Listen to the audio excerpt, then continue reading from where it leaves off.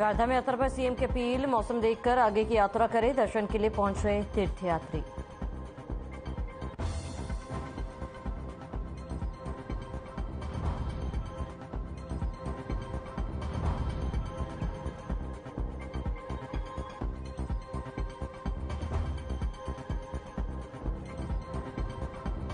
Monitoring authority की दूसरी बैठक, 20,000 रोजगार के नए अवसर सूचित, स्वयं धामी ने जताया केंद्र का आभार।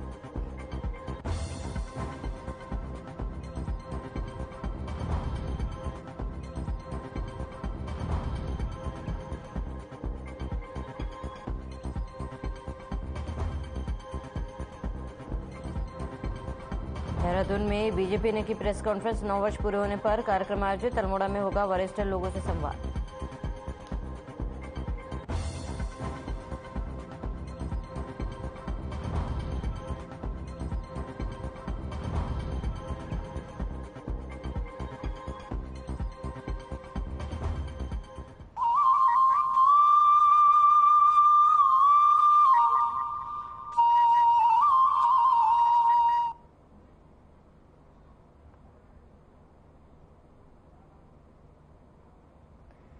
नमस्कार, स्वागत है आप सभी का। मैं हूं आपके साथ शावनी पटनायक। बुलेटिन की शुरुआत करेंगे। काशीपुर शहर के एक निजी चिकित्सालय के चिकित्सक और उनकी पत्नी की नशीले इंजेक्शन के सेवन कर लेने से मौत हो गई है। बता दें कि सूचना पर पहुंचे पुलिस ने पंचनामा भरकर शव पोस्टमार्टम के लिए भेज दिया है। वहीं इसके बाद जांच भी शुरू कर दी गई है। आरटीआई थाना पुलिस के मुताबिक आज सुबह डायल 112 पर कॉलर द्वारा सूचना दी गई कि सैनिक कॉलोनी में एक घर में पति पत्नी की मृत्यु हो गई है। मौके पर पहुंचने पर डॉक्टर इंद्रेश शर्मा, पुत्र रामनाथ शर्मा और उनकी पत्नी श्रीमती वर्षा शर्मा निवासीगण देहरादून होने की जानकारी हुई। डॉक्टर इंद्रेश शर्मा वर्तमान में कृष्णा हॉस्पिटल काशीपुर में कार्यरत थे। उनकी पत्नी को काफी समय से कैंसर की बीमारी से पीड़ित होने की जानकारी हुई। मृतक के कमरे में नशीले इंजेक्शन पाए गए, जिससे प्रथम दृष्टया नशीले इंजेक्शन के सेवन से मृत्यु होना प्रतीत होता है। मृतकों के शव का पंचायतनामा भरकर पोस्टमार्टम की कार्रवाई की जा रही है। वहीं इस मामले में एसपी काशीपुर अभय प्रताप सिंह ने बताया कि दंपति की मौत पर हर एक बिंदु पर बारीकी से जांच की जा रही है।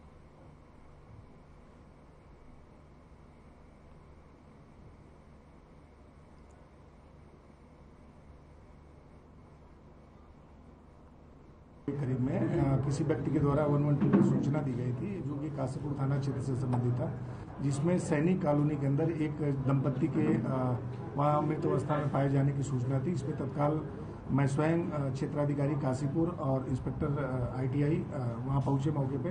तो वहां पे ये दंपति अपने एक 12 से 13 साल के बच्चे के साथ रहते थे। ये पेशे से डॉक्टर थे। इनका नाम इंद्रेश शर्मा था, जो कृष्णा अस्पताल में प्रैक्टिस करते थे। ये बीएमएस थे।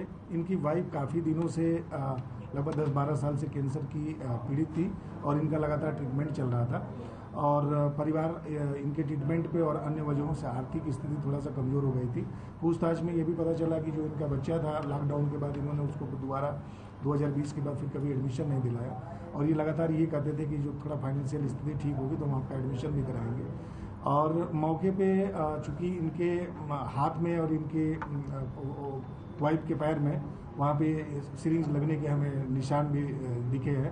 और वहाँ पे एनेस्थीसिया जो डॉक्टर थे, जो प्रारंभिक तौर पे जिन्होंने देखा, उनके द्वारा जो वायल पाई गई थी, उनका ये कहना था कि एनेस्थीसिया करने में उसको का यूज होता है।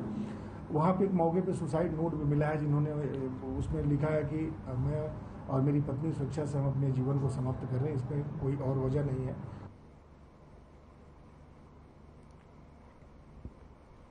खबर काशीपुर से है, जहां पुलिस ने स्मैक तस्करों को दबोचा है।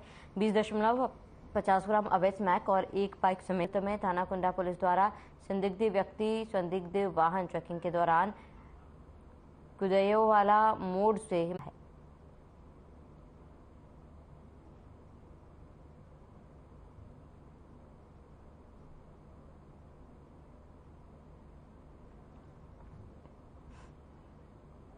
जनपद में लगातार संदिग्ध व्यक्तियों के विरुद्ध कार्रवाई की जा रही है, जिसमें सत्यापन की कार्रवाई से लेकर के वाहन चेकिंग और अन्य कार्रवाइयां भी गतिमान है। इसी क्रम में कल कुंडा थाना क्षेत्र में कुदयोवाला मोड़ पे जो हमारे बाजार मंडी चौकी इंचार्ज के नेतृत्व में एक टीम चेकिंग कर रही थी। इसी दौरान एक लड़का जो कि संदिग्ध हुआ, जो कि बजाज मोटरसाइकिल से आ रहा था, उसकी तलाशी लेने पे उसके पास से 20.5 ग्राम स्मैक बरामद हुई है। इसका नाम हिमांशु है। ये मूलतः थाना भरतपुर मुरादाबाद का रहने वाला है। पूर्व में भी इस पे एनडीपीएस की 2022 में मुकदमा काशीपुर थाना के अंदर करी गई है। इस अभियुक्त की गिरफ्तारी करी है और ये चूंकि बदायूं से ले आकर के सस्ते दामों पे और आस पड़ोस के क्षेत्रों में देता है। कुछ लोगों के इसने नाम बताया है जिनको ले आके इसके द्वारा डिलीवरी की जाती थी, तो उनका भी हम सत्यापन कर रहे हैं। अगर सीडीआर और अन्य माध्यमों से वो भी लिंक होते हैं, लेन देन में लिंक होते हैं, तो उन लोगों के विरुद्ध भी हमारे द्वारा इसमें गिरफ्तारी की कार्रवाई की जाएगी। यह जो हिमांशु लड़का है 22 साल का, इसकी गिरफ्तारी हमने कर दी है एनडीपीएस एक्ट में और आज इसको माननीय न्यायालय के समक्ष हम पेश कर रहे हैं। वहीं निर्जला एकादशी के उपलक्ष्य में बड़े गुरुद्वारे वाले सड़क पर वरिष्ठ समाजसेवी अरोरा बॉर्पी द्वारा लगे शरबत वितरण शिविर में राहगीरों को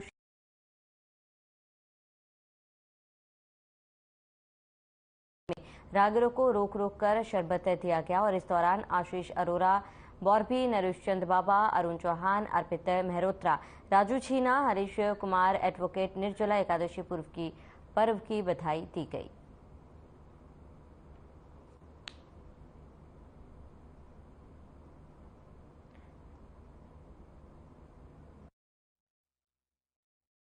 नहीं, आज निर्जला एकादशी का वो है तो उसमें हम सब लोग जो हैं उसमें शरबत वितरण कर रहे हैं। गर्मी का टाइम है, गर्मी के समय में जनता को इससे जो है राहत मिलती है, तो ये समाज सेवा का कार्य है, इसीलिए हम सब लोग मिलकर इस कार्य को कर रहे हैं।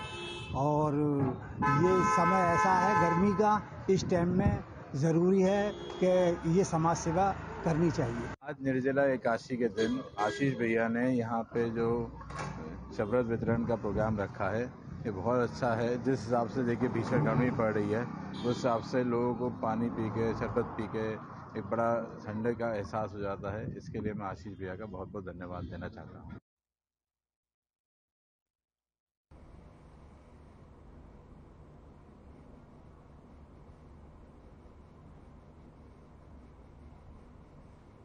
उत्तराखंड में चारधाम यात्रा जोर शोर से चल रही है। तीर्थयात्री दर्शन के लिए पहुंच रहे हैं, वहीं ऐसे में बार बार मौसम खराब होने से तीर्थयात्रियों को दिक्कतों का सामना करना पड़ता है। मुख्यमंत्री पुष्कर सिंह धामी ने कहा कि सभी तीर्थयात्री मौसम को देखकर ही आगे की यात्रा करें, क्योंकि अगर उनको दिक्कत होगी तो हम चारधाम यात्रा का संचालन कर रहे हैं। उन्होंने कहा कि भारी तादाद में तीर्थयात्री चारों धामों में आ रहे हैं और सभी लोग यहां से दर्शन करके ही जाएं, ऐसी व्यवस्था हम बनाकर चल रहे हैं।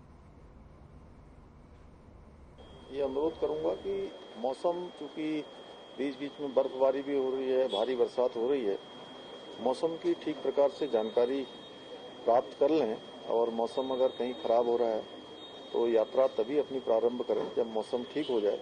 अन्यथा कहीं भी अगर किसी को परेशानी होगी तो निश्चित रूप से हम प्रदेश के अंदर यात्रा को संचालन कर रहे हैं, तो हम लोग भी परेशान होंगे और हमारा उद्देश्य है कि कोई भी यात्री, कोई भी श्रद्धालु, उसको इस यात्रा में किसी प्रकार की परेशानियों का सामना न करना पड़े। सर, निवेश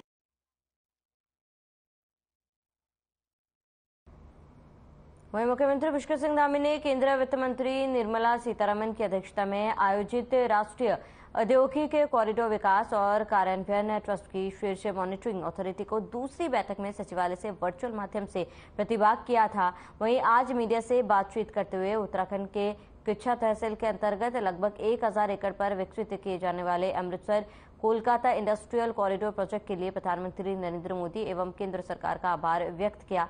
मुख्यमंत्री ने कहा है कि इस परियोजना में लगभग 7500 करोड़ का प्रत्यक्ष निवेश व युवाओं के लिए लगभग 20,000 रोजगार के नए अवसर सृजित होंगे। मुख्यमंत्री ने कहा कि राज्य सरकार द्वारा इस परियोजना के लिए स्पेशल पर्पज व्हीकल का गठन, पर्यावरणीय अनुमति, शेयर होल्डर एग्रीमेंट व state support agreement, ground water अनुमति एवं स्वीडा द्वारा मानचित्र के अनुमोदन की कार्रवाई की जा चुकी है।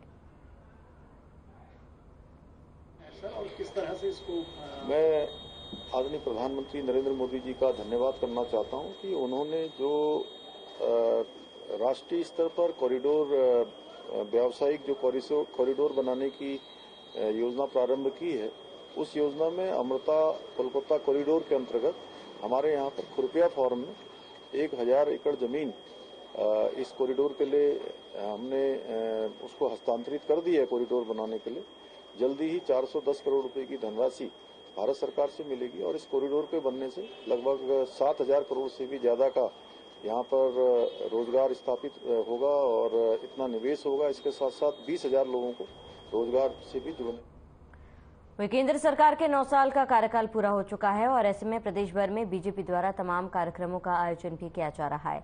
आज बीजेपी प्रदेश मुख्यालय में प्रदेश अध्यक्ष महेंद्र भट्ट ने प्रेस कॉन्फ्रेंस के माध्यम से केंद्र सरकार द्वारा चलाई जा रही योजनाओं की विस्तृत जानकारी देते हुए कहा है कि आज के समय में केंद्र सरकार देश भर में कई कल्याणकारी योजनाएं चला रही है जिससे आम जनता को लाभ मिल सके। वहीं कहा कि अपना परिवार अपना विकास नीति को दरकिनार करते हुए केंद्र सरकार ने इन 9 वर्षों में सबका साथ सबका विकास की नीति पर काम किया है। केंद्र सरकार की नीति से हर राज्यों के अंदर विकास को महत्व दिया गया है। साथ ही बताया गया है कि प्रदेश भर में महाजनसंपर्क अभियान की शुरुआत की जा रही है जिसमें प्रदेश के 7 जगहों को चिन्हित किया गया है जहां पर मीडिया के माध्यम से केंद्र सरकार की योजनाओं को आमजन तक पहुंचाने के लिए प्रेस वार्ता की गई है, जिसमें अल्मोड़ा में 30 जून को बीजेपी के मीडिया प्रभारी और सोशल मीडिया प्रभारी प्रतिभाग करेंगे। इसके साथ ही उसी दिन अल्मोड़ा में वरिष्ठ लोगों से संवाद का कार्यक्रम रखा गया है।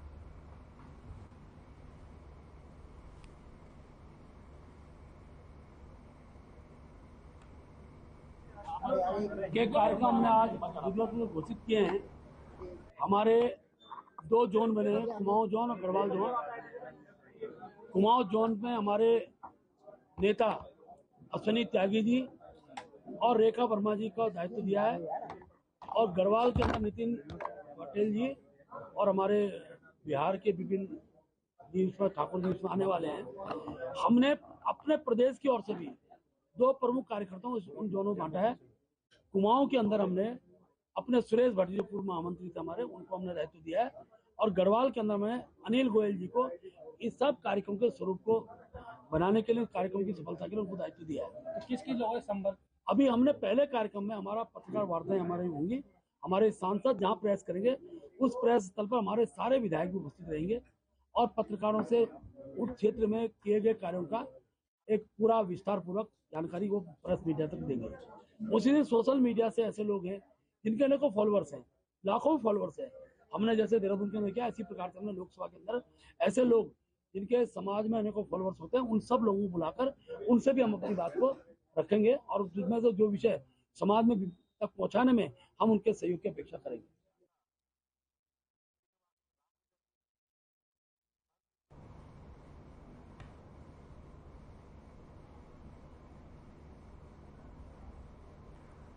राज्य के उच्च शिक्षा मंत्री धन सिंह रावत ने समर्थ पोर्टल को लॉन्च किया है। इस पोर्टल के माध्यम से अब राज्य भर में इंटर पास छात्रों को यूनिवर्सिटी और डिग्री कॉलेज में नामांकन करवाने में आसानी होगी। वहीं राज्य सरकार के अधीन 6 यूनिवर्सिटी और 119 कैंपस को इस पोर्टल से जोड़ा गया है। इस पोर्टल के आ जाने से अलग अलग कॉलेजों और यूनिवर्सिटी में प्रवेश के लिए प्रवेश परीक्षाओं और आवेदनों से छात्रों को निजात मिलेगी। इस पोर्टल में पंजीकरण आज से बुधवार से शुरू हो चुका है। नामांकन की अंतिम तिथि 24 जून तक है।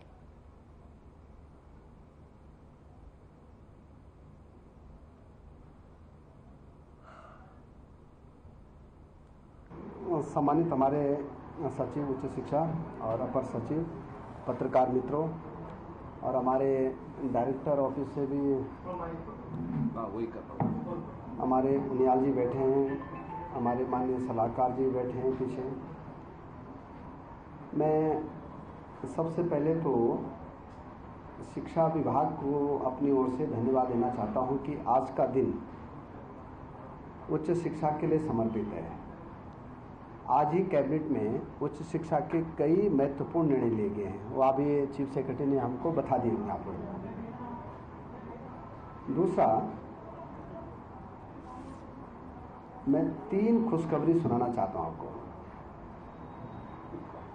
पहली खुशखबरी यह है कि भारत सरकार का टारगेट है कि 2030 तक जो बच्चे इंटरमीडिएट करते हैं 50% बच्चे भारत में उच्च शिक्षा ग्रहण करने का टारगेट भारत सरकार ने NEP 2020 में रखा है।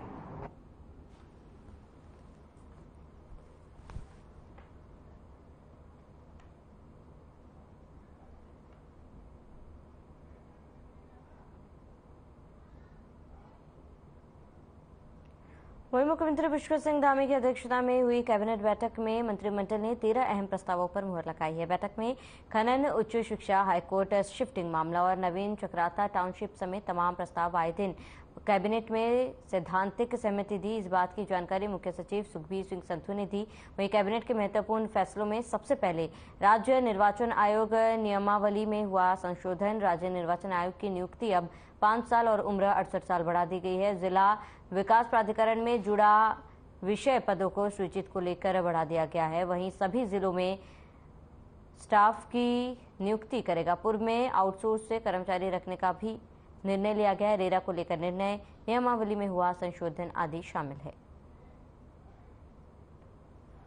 उच्च शिक्षा विभाग की योजना जिसका नाम है मुख्यमंत्री उच्च शिक्षा छात्रवृत्ति योजना को लागू करने के लिए माननीय मंत्रिमंडल ने आज सहमति दी है।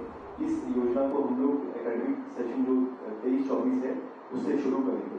इसमें व्यवस्था ये रखी गई है कि जितने भी हमारे महाविद्यालय, ये महाविद्यालय स्तर पर इसमें इकाई माना है और महाविद्यालय स्तर में जितने भी संकाय हैं उसमें प्रथम वर्ष, द्वितीय वर्ष, तृतीय वर्ष में या कई जगह एनईपी के बाद अब चतुर्थ वर्ष भी शुरू होगा, वहाँ पे जो बच्चे हर वर्ष में टॉप करेंगे, टॉप 3 रहेंगे, प्रथम, द्वितीय, तृतीय श्रेणी में रहेंगे, उनको स्नातक स्तर के लिए 3000, 2000 और 1500 रुपये मासिक छात्रवृत्ति दी जाएगी। इसमें शर्त ये है कि वो न्यूनतम अंक जो है वो 60% उन बच्चों के होने चाहिए। तो एक तो ये है। इसके अलावा जो बच्चे स्नातकोत्तर में जाते हैं, पीजी लेवल में जाते हैं, वहाँ पे जो मासिक छात्रवृत्ति रखी गई है वो 5000, 3000 और 2000 रुपये ऐसी प्रथम, द्वितीय, तृतीय जो बच्चे हैं अपने विषय में, प्रत्येक महाविद्यालय में अपने विषय में जो प्रथम, द्वितीय, तृतीय आते हैं उनको 5000, 3000, 2000 की छात्रवृत्ति दी जाएगी। इसके अलावा ये भी व्यवस्था की गई है कि जैसे स्नातक स्तर में जो यदि 3 साल का है या 4 साल का है, उसमें जो टोटल ओवरऑल में जो फर्स्ट, सेकेंड, थर्ड आते हैं उनको भी 36,000, 24,000 और 18,000 डाल से हल्द्वानी शिफ्ट करने का पहले कैबिनेट ने सैद्धांतिक सहमति दी थी। उसके बाद भारत सरकार से भी सैद्धांतिक सहमति आ गई है और आज की कैबिनेट ने 26.08 हेक्टेयर वन भूमि जो हल्द्वानी में गोलापार स्टेट क्रिकेट स्टेडियम के साथ लगी हुई है, उस भूमि को इसके लिए ट्रांसफर करने के लिए सहमति दी है। डेवलपमेंट ऑफिसर होता है, उनको स्ट्रेंथन किया जाएगा। 25 पद जिलों में दिए जाएंगे और 12 पद मुख्यालय पे बढ़ाएंगे। अगला मत भी पर्यटन विभाग का है। ये श्री केदारनाथ धाम में जो मास्टर प्लान के मुताबिक रास्ते में 4 चिंतन शिविर बनाए जा रहे हैं, जो भारत सरकार का मिनिस्ट्री, कल्चर मिनिस्ट्री बना रही थी, और उनके ऊपर जो केदारनाथ विकास प्राधिकरण है, इन्होंने करीब 75 लाख रुपए की फीस लगाई थी। तो भारत सरकार का अनुरोध आया था कि उनका कैबिनेट से सारा कुछ स्वीकृत हो चुका है और उसमें उन्होंने इस फीस का प्रावधान नहीं किया, तो इसको माफ कर दिया जाए। तो आज कैबिनेट ने निर्णय लिया कि क्योंकि भारत सरकार 2 सरकारों के बीच का मामला है, इस फीस को माफ कर दिया जाए। बीच में जियो ऑर्डर किए तो उनको सबको हमने मिला के एक इसमें हमने आवेदन शुल्क चेंज किया है। पहले नदी तल हेतु 1 लाख रुपए का शुल्क था, अब हमने प्लेन के एरिया में 2 लाख रुपए कर दिया, पहाड़ में 1 लाख रुपए रहेगा एवरेज। और गौण खनिज नीति में जो बाकी प्रावधान थे उसको हमने इनकॉर्पोरेट कर दिया निमौली के अंदर। इसके बाद जो है जो उत्तराखंड बालू बजरी बोल्डर चुगान नीति 2016 की, उसको भी हमने उसके प्रोजेक्ट को भी इनकॉर्पोरेट कर लिया है। जिसमें खनन पट्टा अगर दिया जाएगा तो कौन जांच करेगा, कौन कमेटी होगा, सेम है वो, इसके अंदर हमने निमौली के अंदर डाल दिया इसको।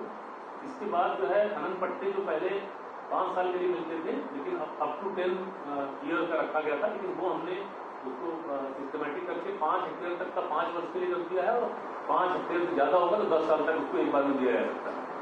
इसके अलावा जो 3 चीज प्रदान होती है, सोर्स स्टोन है या लाइम स्टोन और जो हमारे मेजर मिनरल्स हैं, उनकी खदानों के लिए 25 साल के लिए किया जाएगा, एक बार में 25 साल में दिया जाएगा। इसके अलावा LOI जो पहले आशय पत्र दिया जाता था शासन स्तर से, उसको हमने नीचे की तरफ दे दिया है और DG पूरे प्रदेश का पूरा ऑब्जर्व करते हुए सारी चीजें देखते हुए LOI नीचे के स्तर से DG के स्तर जारी होगा, उसके बाद स्वीकृति गवर्नमेंट लेवल से होगी। इसके अलावा ट्रांसफर में पहले गवर्नमेंट ट्रांसफर करती थी, लेकिन कोई चार्जेस नहीं होते थे। अब ट्रांसफर करेंगे अगर पट्टा या नाम जोड़ेंगे घटाएंगे तो उसमें चार्ज कर दिया गया है 5 हेक्टेयर तक 2 लाख रुपए, 5 हेक्टेयर से अधिक 5 लाख रुपए। अगर फर्म का कोई मामला है, फर्म में अगर आप पार्टनर बढ़ाते घटाते हैं तो 2 लाख रुपए देने पड़ेंगे। वहीं रुड़की के सिविल लाइन कोतवाली पुलिस को बड़ी सफलता हाथ लगी है, जहां पर पुलिस ने संदिग्ध लोगों की तलाश में अभियान चलाए जा रहे हैं। बीती रात आईआईटी गेट नंबर 8 वाली गली से पूर्वी अंबर तालाब निवासी एक युवक को गिरफ्तार किया है। इतना ही नहीं, पुलिस ने पुलकित के पास से एक देसी तमंचा और 2 जिंदा कारतूस भी बरामद कर लिए हैं। साथ ही पुलिस ने पुलकित की एक बोलेरो कार भी सीज कर दी है। पुलिस ने अभियान के खिलाफ मुकदमा दर्ज किया है।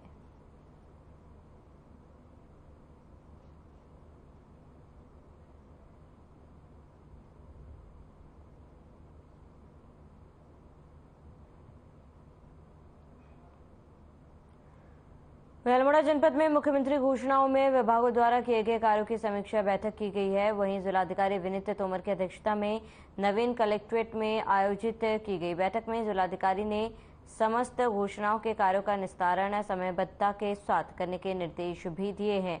बैठक में जिलाधिकारी ने सभी कार्यदायी संस्थाओं के अधिकारियों को निर्देश दिए कि मुख्यमंत्री घोषणाओं के कार्यों में गुणवत्ता का विशेष ध्यान रखा जाए। साथ जो समय अवधि निर्धारित की गई है उसी के अंतर्गत सभी विकास कार्य किए जाएंगे। इसी कार्य में किसी प्रकार की लापरवाही न बरती जाए। उन्होंने ये भी कहा है कि सभी विभाग इस बात का विशेष ध्यान रखें कि किए गए कार्य की प्रगति रिपोर्ट और व्यय धनराशि रिपोर्ट जिलाधिकारी कार्यालय को समय से भेजी जाए।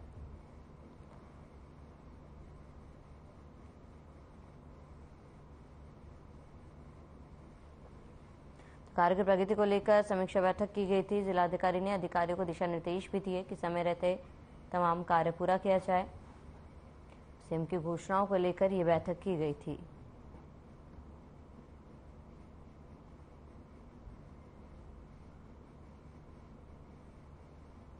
तो जिलाधिकारी ने अधिकारियों को निर्देश दिए। सीएम की घोषणाओं को लेकर बैठक की गई।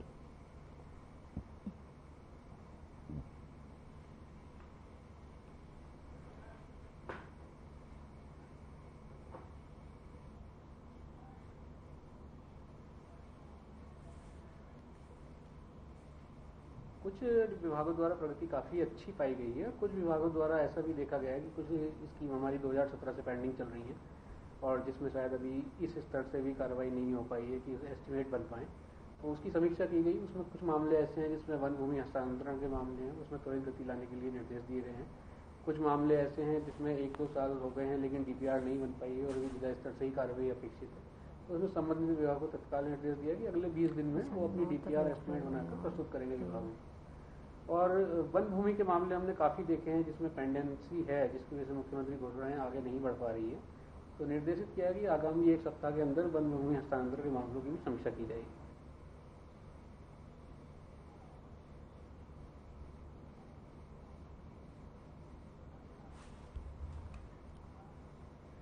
चलिए इसी के साथ इस बुलेटिन में फिलहाल में इतना। देश प्रदेश की तमाम बड़ी खबरों के लिए बने रहे हमारे साथ।